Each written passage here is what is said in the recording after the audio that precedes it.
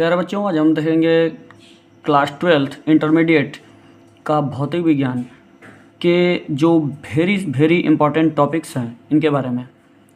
क्योंकि लेसन तो आपके बहुत ज़्यादा हैं और उसमें टॉपिक्स भी बहुत ज़्यादा हैं, लेकिन आपको कौन से टॉपिक पढ़ने हैं जिससे कि आपका काम बेहतर बन सके।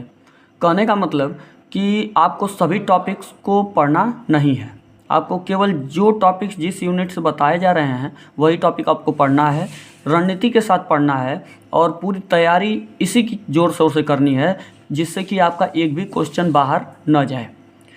क्योंकि बहुत ज़्यादा पढ़ना ये आवश्यक नहीं है, क्योंकि बहुत ज़्यादा पढ़ने के लिए आपको समय होना चाहिए और आपके पास सब समय रह नहीं गया है। तो इसलिए आपको जो टॉपिक्स बताए जा रहे हैं, यदि आप इन टॉपिक को गौर करके अगर पढ़ते हैं और तैयार करते हैं तो आपका जो मार्क्स होगा वो बहुत ही सुंदर होगा और इसकी हम आपको शुभकामना देते हैं। और इसमें क्या है कि जैसे यूनिट 1 की बात करें जिसका नाम है स्थिर वैद्युतिकी, तो इसमें आपको 8 नंबर का प्रश्न पूछता है और इसमें पहला टॉपिक जो आप पढ़ेंगे वो वेरी इंपॉर्टेंट, वो कूलाम का नियम है। इसके बाद आप विद्युत क्षेत्र की तीव्रता पढ़ेंगे जिसमें द्विध्रुव के कारण होती है, और फिर इसके बाद इसमें दो बातें होती हैं, अक्षीय और निरक्षीय, इन दोनों पक्ष को आप पढ़ेंगे। इसके बाद एक समान विद्युत क्षेत्र में द्विध्रुव पर बल आघूर्ण, ये टॉपिक पढ़ लीजिएगा। गॉस का नियम व उनके अनुप्रयोग पढ़िएगा। विद्युत विभव द्विध्रुव के कारण, इसमें भी तो एक द्विध्रुव के कारण अक्षीय निरक्षीय वाला आपको क्या पढ़ना है, विद्युत क्षेत्र की तीव्रता, और एक अगला विद्युत विभव पढ़ना है। द्विध्रुव की स्थिति जो ऊर्जा होती है इसको पढ़ना है। समांतर प्लेट संधारित्र पढ़ना है और संधारित्रों का समायोजन कैसे करना है इसको पढ़ना है। इसके अलावा यूनिट 1 से आपको कुछ मत पढ़िएगा, इन टॉपिक्स को तैयार कर लीजिएगा जिससे कि आप बेहतर कर सकें, आपका एक भी प्रश्न बाहर नहीं जाएगा, ये गारंटी है। यूनिट 2 में अगर बात करें जिसका नाम है विद्युत धारा, तो इसमें से 7 नंबर का प्रश्न पूछता है और ऊपर वाले में से 8 नंबर का प्रश्न पूछता है। तो 7 नंबर में आपको क्या तैयार करना है, कौन कौन से मुख्य रूप से वेरी इंपॉर्टेंट टॉपिक्स होंगे जो आपको तैयार कर लें तो एक भी प्रश्न बाहर नहीं जाएगा। तो ओम का नियम होता है तथा अनुगमन वेग में अंतर होता है।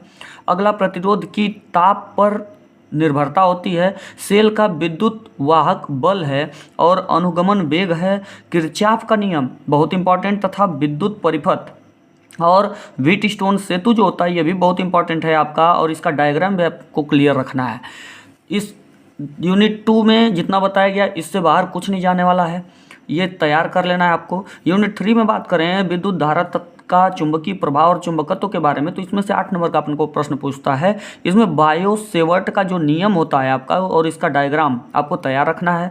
एम्पियर का नियम और इसके अनुप्रयोग, दो समांतर धारावाही चालकों के बीच बल, एक समान चुंबकीय क्षेत्र में धारावाही चालक पर बल, एक समान चुंबकीय क्षेत्र में चुंबकीय द्विध्रुव पर लगने वाला बलाघूर्ण, ये आपको तैयार कर लेना है। और प्रतिचुंबकीय, अनुचुंबकीय, लौ चुंबकीय पदार्थ तैयार करना है जिससे कि आपका मल्टीपल चॉइस क्वेश्चन भी क्लियर हो सके, और जो कुछ टिप्पणी टाइप का या शॉर्ट आते हैं वेरी शॉर्ट, तो उनको वो आपका क्लियर हो सके।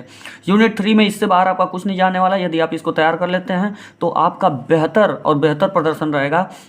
तो आप इस बात पे एकदम गौर करें। बच्चों, बात करें यूनिट 4 की जिसका नाम है विद्युत चुम्बकीय प्रेरण तथा प्रत्यावर्ती धारा, इसमें से आपको 8 नंबर का प्रश्न पूछता है। इसमें 8 नंबर में आपको कौन कौन से टॉपिक्स तैयार करने हैं। इसमें पहला नंबर है विद्युत चुम्बकीय संबंधी फैराडे का नियम, लेंज का नियम और प्रेरण गुणांक LCR परिपथ, जिसमें अनुनाद स्थिति जो है केवल वो तैयार करना है। ट्रांसफार्मर जो होता है आपका, ट्रांसफार्मर में आपका स्वप्रेरण, अनुन्य प्रेरण और इसका डायग्राम तैयार करना है जो कि बहुत इंपॉर्टेंट है और MCQ भी इसी से उठाता है, ये आपको तैयार कर लेना है। यूनिट 4 में इसके अलावा आपको कुछ नहीं पढ़ना है, ना कुछ तैयार करना है। तो आपका एक भी प्रश्न यूनिट 4 से बाहर नहीं जाएगा, 8 के 8 नंबर आपके हाथ में होंगे। यूनिट 5 जो है आपका, इसमें यदि देखा जाए तो इसका नाम है चुंबकीय विद्युत चुंबकीय तरंगें। इसमें से 4 नंबर का प्रश्न आपको पूछता है जिसमें आपको केवल 3 टॉपिक्स तैयार करने हैं। विस्थापन धारा, विद्युत चुंबकीय तरंगों के गुण, विद्युत चुंबकीय स्पेक्ट्रम, इन 3 के अलावा आप कुछ मत देखिएगा। भले ही आप बहुत ज़्यादा कुछ दिया हुआ है, लेकिन इसके अलावा कुछ देखने की आवश्यकता नहीं है, 4 नंबर आपके कहीं नहीं जाएंगे।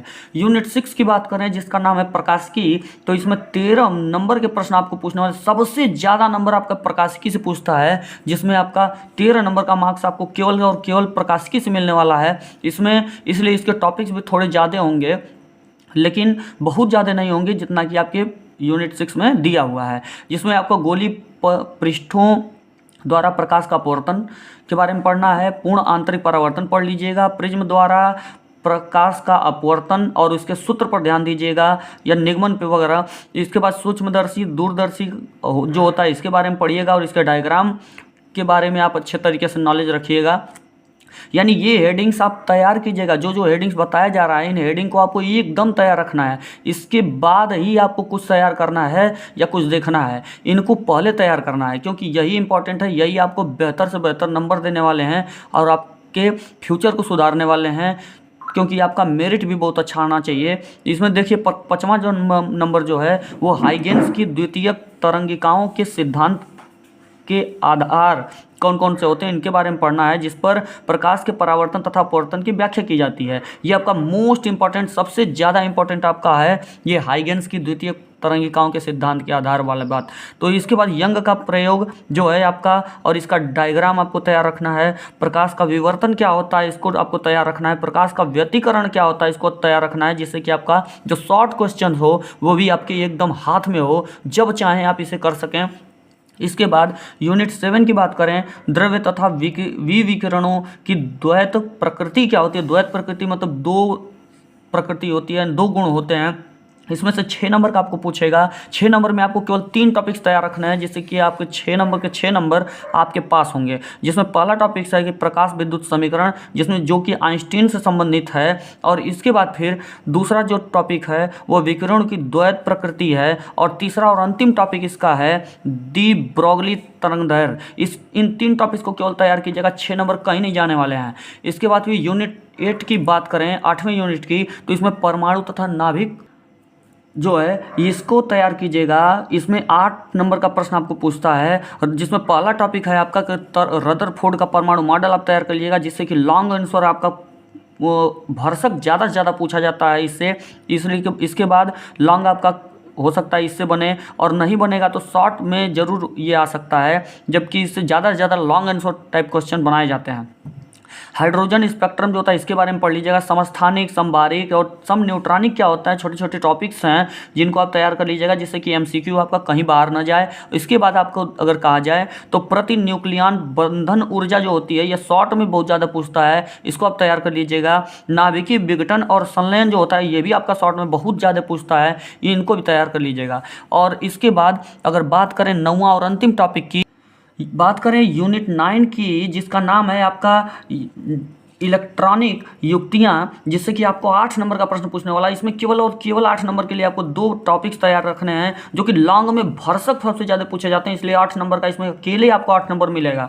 जिसमें अर्धचालक जो है इसके बारे में पढ़ लीजिएगा, और डायोड के बारे में। 2 चीज़ें अगर आपकी तैयार हैं तो ये कन्फर्म कहा जा सकता है कि आपको 8 नंबर लॉन्ग में मिलने ही मिलने हैं, क्योंकि इससे इन दोनों से लॉन्ग में सबसे ज़्यादा प्रश्न पूछे जाते हैं, और लॉन्ग ही इससे तैयार किया जाता है। ये आपका जरूर आएगा। बच्चों मेहनत कीजिएगा, सभी टॉपिक्स तैयार कीजिएगा, जिससे कि आपका बेहतर प्रदर्शन कर सके। और मेरा मेहनत जो है वो आप अगर तैयार कर लेंगे तो वो भी सफल होगा। धन्यवाद।